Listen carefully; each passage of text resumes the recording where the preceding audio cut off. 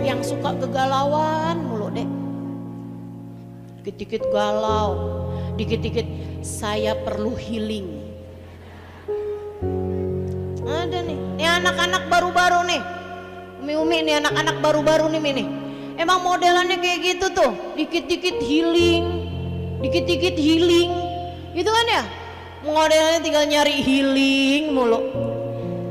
Adek-adek, saya kasih tahu ya dek ya, kamu itu ketika ngerasa perlu healing, bukan dengan cara kamu pergi jalan-jalan piknik ke Bali, ke Puncak, mana lagi nih, Bunraya Bogor, ke Ancol, atau seenggaknya ustazah kita healing mah nggak jauh-jauh dah, ke mall misalnya gitu. Teman-teman serius sekalian saya muliakan, enggak dek, galau kamu tuh obatnya nggak di sana.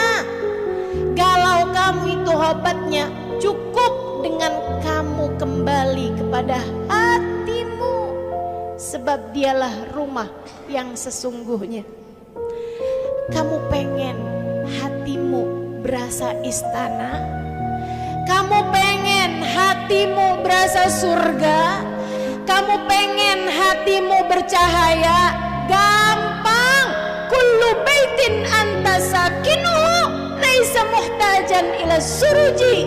Semua rumah yang Nabi Muhammad berada di dalamnya tidak lagi perlu sama cahaya apapun juga.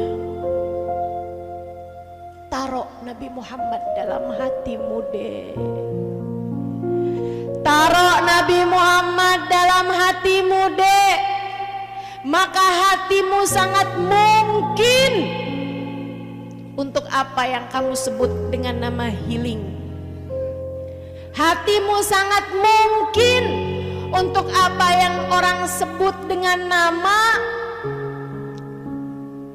perubahan, pencerahan. Saya sering banget nih ustazah beri kepada kami pencerahan. Ini saya kasih tahu nih, ini pencerahan teman-teman sekalian. Kalau hatimu cerah, kalau hatimu bercahaya, maka kamu tak akan pernah lagi kebingungan, kamu gak akan pernah lagi kegalauan, kamu gak pernah lagi merasa hampa, kamu gak akan lagi merasa gelisah, kamu gak akan lagi merasa sumpek, kamu gak akan lagi merasa sempit. Kamu akan berada dalam keadaan lapang, kamu akan berada dalam keadaan cerah, kamu akan berada dalam keadaan bahagia, kamu akan berada dalam keadaan damai senantiasa. Caranya taruh Nabi Muhammad dalam hatimu. Makanya kalau saya ditanya ustazah, oleh-oleh maulid yang terbaik apaan sih? Masukin Nabi Muhammad dalam hatimu. Jangan boleh keluar lagi. Tutup pintunya rapat-rapat. Jangan biarin cinta siapapun masuk di dalamnya. Jangan mau cintamu dicuri siapapun. Biarkan Nabi Muhammad bertahta dalam hatimu, teman-teman. Kalau tahta hatimu sudah ditempati oleh Nabi Muhammad, kamu akan melihat keindahan ada pada segala. Kamu akan melihat keindahan ada pada segala. Sebab Nabi Muhammad adalah hiasan semesta. Sebab Nabi Muhammad adalah puncak keindahan yang pernah ada. Hadza jamalul Mustafa. Ini adalah keindahan Nabi Muhammad. Anwaruhu lahat lana. Cahayanya berpendar, cahayanya terang menyinari seluruh jagat raya. Hatimu kalau gelap, Nabi Muhammad belum ada. Hatimu kalau galau, Nabi Muhammad belum ada. Hatimu kalau sumpek terus-terusan, Nabi Muhammadnya sedang tidak ada di sana. Jangan nyari healing, cari Nabi Muhammad. Jangan nyari piknik, cari Nabi Muhammad. Jangan berharap cinta manusia, cukup cari Nabi Muhammad. Ialah cahayanya. Adik-adik, Nabi Muhammad cahayamu. Bu, Nabi Muhammad cahayamu. Kalau kamu sumpah, gak usah minta transferan suami. Cari aja Nabi Muhammad dalam hati. Kok saya sumpek ya? Oh, nih Nabi Muhammad gak ada di hati saya nih. Ambil wudhu, naik di atas sejadahmu, pegang tasbih, baca sholawat kepada Nabi Muhammad. Allahumma salli ala Sayyidina Muhammadin tibbil qulubi wa dawaiha wa afiyatil abdani wa shifaiha wa nuril absari wa diyaiha wa ala alihi wa sahbihi wa sallim.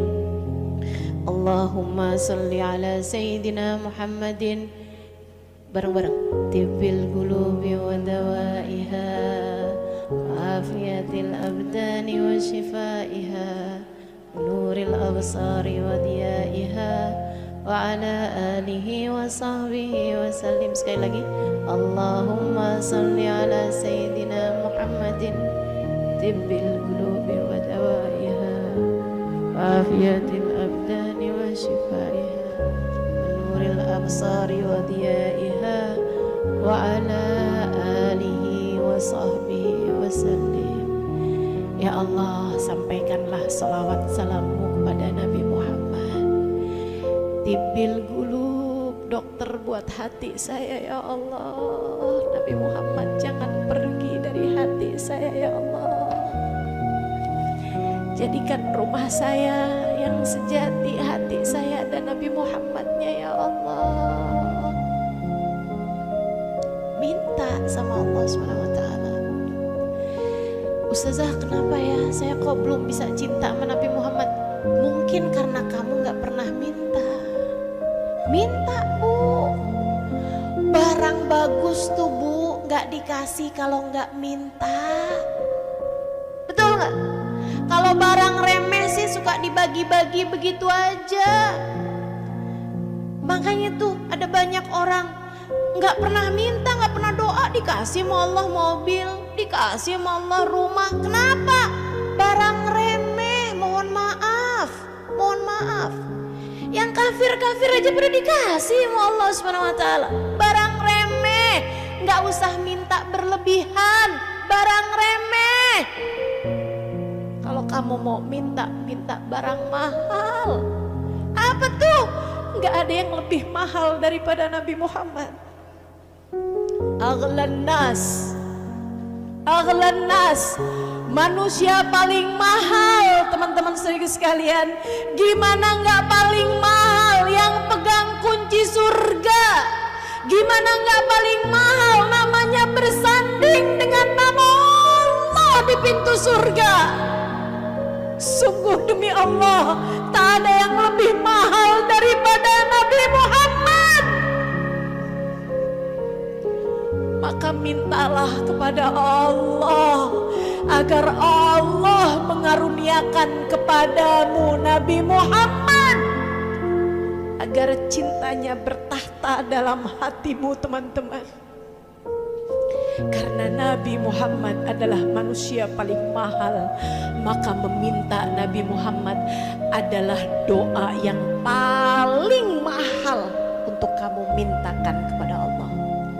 Doa paling layak, paling berharga untuk kamu minta kepada Allah.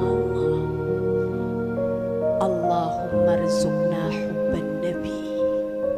Ya Allah, karuniakanlah dalam hati kami cinta kepada Nabi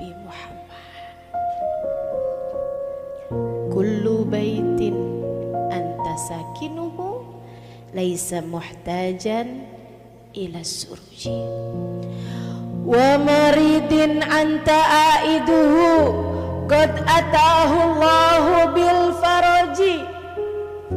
Orang sakit yang ditengok sama Nabi Muhammad, qad atahu Allahu bil faraji, Allah pasti akan berikan solusi kesehatan, penyembuhan paling maksimal dari Allah Subhanahu wa ta'ala. Maka kalau kamu sakit, sakit badan, sakit pikiran, sakit hati, cukup dengan kamu minta Nabi Muhammad berkenan menjengukmu, teman-teman. Berkenan Nabi Muhammad buat visit, buat datang, buat berkunjung, untuk melihatmu, mendiagnosa sakitmu, kemudian menyembuhkanmu. Dengan apa? Dengan tengadah tangannya kepada Allah, atau dengan Nabi Muhammad meletakkan tangannya di anggota badanmu yang sakit. Bukankah sudah banyak terjadi hal-hal yang seperti itu pada diri setiap orang? Saudaraku sekalian yang saya muliakan, Nabi Muhammad itu kalau ada sahabatnya yang sedang sakit, Sayyidina Ali itu cerita. Sayyidina Ali itu cerita, dia bilang sakit mata berat banget, dipanggil sama Nabi Muhammad waktu Khaybar, perang Khaybar. Nama Nabi tanyain, "Aina Ali? Gimana nih Ali?" Habis Nabi malamnya bilang, Nabi Muhammad malamnya bilang, "Sa'util liwa'a ghadan ila rajul yuhibbullah ta'ala wa yuhibbuhullah ta'ala wa rasul." Yuhibbullah ta'ala wa rasulah wa yuhibbuhullah ta'ala wa rasulah. Aku akan berikan bendera perang nih besok sama seseorang. Dia cinta kepada Allah, cinta kepada Rasulullah, dicintai Allah, dicintai Rasulullah. Oh, sahabat pada tampil di hadapan Nabi Muhammad karena kepengen sama sifat yang dikasih sama Nabi Muhammad. Bukan cinta sama Allah dan Rasulnya, itu mereka yakin semuanya. Tapi yang keduanya tuh dicintai Allah dan Rasulnya. Nabi malah nyari Aina Ali, di mana Ali? Sayyidina Alinya dipanggil. Kenapa Sayyidina Ali nggak tampil? Sholat subuh nggak ada tuh. Sayyidina Ali itu teman-teman sekalian sakit mata berat banget, merah sampai hampir nggak bisa lihat gitu. Kalau lihat berat banget, sakit banget, dua-duanya pula. Panggil Nabi Muhammad, dia bilang, "Ya kadula astati an ubsir." Saya tuh sampai hampir kayak nggak bisa lihat gitu. Waktu dipanggil Nabi Muhammad tuh saya jalan dituntun orang. Di hadapan Nabi Muhammad lihat. Terus Sayyidina Ali bilang, "Maaf Rasul, asabanir rahmat. Saya lagi kena sakit mata berat banget ya Rasulullah." Nabi kemudian nafas ala yadih. Nabi meludah di kedua tangannya. Teman-teman sekalian, ludah paling berharga yang pernah ada di atas muka bumi ini. Ludahnya Sayyiduna Muhammad. Nabi meludah di kedua tangannya. Nabi usap-usap dua tangannya. Kemudian Nabi Muhammad meletakkan tangannya tersebut di mata Sayyidina Ali. Tuh teman-teman, Nabi kalau ngobatin gampang bener. Kata Sayyidina Ali, "Wallahi thumma wallah ma rafa'ar Rasul sallallahu alaihi wasallam yadah." Sungguh demi Allah, tidaklah Nabi Muhammad mengangkat tangannya dari dadaku, melainkan sesudah Allah Subhanahu wa ta'ala mengangkat semua sakit mata yang saat itu sedang aku derita. Hilang semua sakitnya, kayak nggak pernah ada gitu. Bahkan Nabi tuh kalau ngobatin, teman-teman sekalian, kayak Abu Qatadah. Kata Abu Qatadah, mata yang habis dioperasi Nabi Muhammad, Nabi cuma taruhin tangannya di matanya Abu Qatadah, balik lagi matanya, padahal sebelumnya biji matanya keluar Abu Qatadah, teman-teman. Balikin Nabi Muhammad, operasi mata paling dahsyat terjadi kepada matanya Abu Qatadah, sampai Abu Qatadah cerita sejak hari itu mata yang dibalikin sama Nabi Muhammad tidak pernah berkurang pandangannya. Yang lain nih, mata yang lain bisa berkurang pandangannya, kadang kena sakit mata. Namanya orang udah tua-tuaan datang minus gitu ya. Yang habis dibalikin sama Nabi Muhammad nggak pernah sakit mata teman-teman, nggak pernah berkurang pandangannya. Nggak tanggung-tanggung Nabi kalau sudah jadi dokter yang berkenan untuk mengunjungi kita di saat sakit. Saudaraku sekalian saya muliakan, saya ketika dengar hal-hal yang seperti ini, saya jadi mikir gitu, ya Allah, ada yang perlu diobatin sama Nabi Muhammad dari diri saya. Bukan badan saya, bukan mata saya, bukan perut saya, bukan sakit kepala saya, bukan sakit kaki saya, tapi sakit pikiran, tapi sakit hati yang selama ini sering kali menyiksa kita dalam kehidupan ini. Hati yang dilanda cemburu kepada yang tidak semestinya dicemburuin. Hati yang dilanda kebencian kepada yang semestinya tidak dibenci. Hati yang begitu mudah suudzon, begitu mudah suudzon kepada apapun yang terjadi atau kepada sesiapapun dari hamba-hamba Allah Subhanahu wa taala. Hati yang begitu mudah terkena ujub, hati yang begitu mudah terkena kesombongan, sangat perlu buat diobatin sama Nabi Muhammad. Maka resolusi kita di tahun ini teman-teman, semoga Nabi Muhammad berkenan menjadi dokter untuk segala macam penyakit hati kita. Biar akhlak kita pada benar, biar cara berpikir kita pada benar, biar iman kita pada benar, biar hati kita ngerti apa itu ikhlas, biar hati kita ngerti apa itu cinta kepada yang paling layak dicinta, biar hati kita bisa damai, bisa tenang, bisa salim, sehingga nanti di hari akhirat kita bisa datang pada Allah bawa hati yang salim. Yauma la yanfa' mal wala banun illa man atallah biqalbin salim.